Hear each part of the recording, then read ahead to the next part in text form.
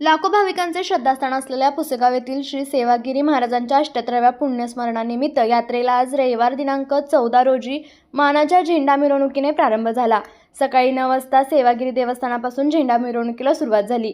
या यात्रेत महाराष्ट्रासह कर्नाटक, आंध्र प्रदेश या राज्यातून सुद्धा भाविक उपस्थिती लावतात। शुभारंभ प्रसंगी पुसेगाव ग्रामस्थांसह शालेय विद्यार्थी मोठ्या संख्येने उपस्थित होते। शालेय विद्यार्थ्यांनी ढोलाच्या ठेक्यावर लेझीम खेळत मिरवणुकीची शोभा वाढवली। यावेळी मठाधिपती श्री महंत सुंदरगिरी महाराज व देवस्थान ट्रस्टचे चेअरमन संतोष वाघ, विश्वस्त डॉक्टर सुरेश जाधव, रणधीर जाधव, बाळासाहेब जाधव, सचिन देशमुख व गौरव जाधव हे उपस्थित होते। या यात्रेनिमित्त 14 ते 24 डिसेंबर या कालावधीत विविध स्पर्धा व कार्यक्रम घेण्यात आले असल्याची माहिती ट्रस्टचे चेअरमन संतोष वाघ यांनी दिली।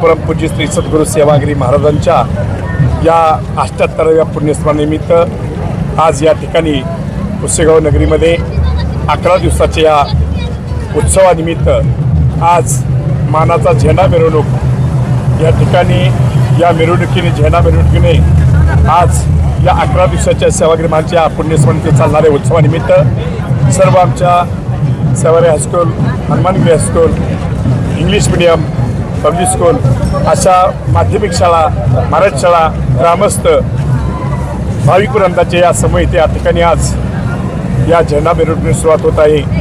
त्यानिमित्तानं आज या ठिकाणी गेले 4 दिवसापूर्वी क्रिकेटचे 4 सामने डे संपलेले आहेत। आता आज व्हॉलीबॉल शूटिंग सामने सुरुवात होत आहे।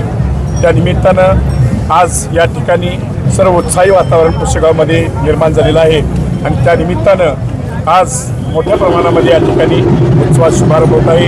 त्यानिमित्त येणाऱ्या मी सर्व भाविक वृंदांना, उपस्थित सर्व ग्रामस्थांना ब्रह्मलीन परमपूज्य श्री सद्गुरू सेवागिरी महाराजांच्या चरणावरती विनम्र अभिवादन करून शिरसाष्टांग दंडवत घालून हा उत्सव 11 दिवस निर्विघ्नपणे चांगल्या पद्धतीने पार पडावा।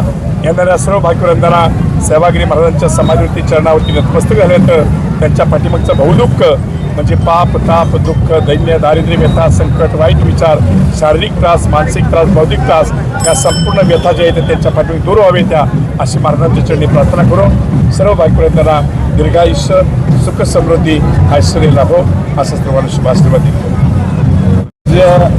सद्गुरू सेवागिरी महाराजांच्या 78व्या संजीवन समाधी सोहळ्याप्रित्यर्थ होत असलेला हा भव्य सोहळा आणि यात्रा उत्सवाची सुरुवात आज परंपरेनुसार या झेंडा उत्सवाला सुरुवात होत असते। खरं तर महाराष्ट्राचं आराध्य दैवत असणारे परमपूज्य सद्गुरू सेवागिरी महाराजांच्या दर्शनाकरता महाराष्ट्र, कर्नाटक, गुजरात अनेक प्रांतातून भाविक येत असतात आणि या यात्रेची देवस्थान ट्रस्टच्या वतीने किंवा सर्व शासकीय विविध उपक्रमाच्या माध्यमातून जय्यत आम्ही तयारी केलेली आहे। कोणतीही या ठिकाणी गैरसोय होणार नाही याची दक्षता घेतलेली आहे।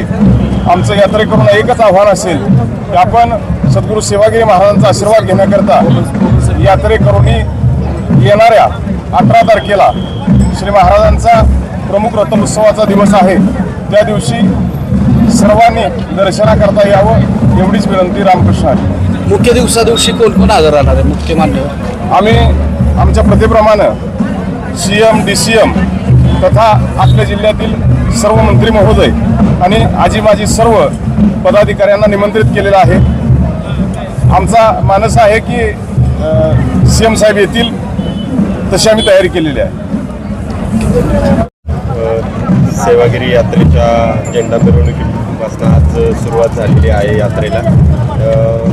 सातारा पोलीस दलाच्या वतीनं मोठ्या प्रमाणावर बंदोबस्त या ठिकाणी दिलेला आहे.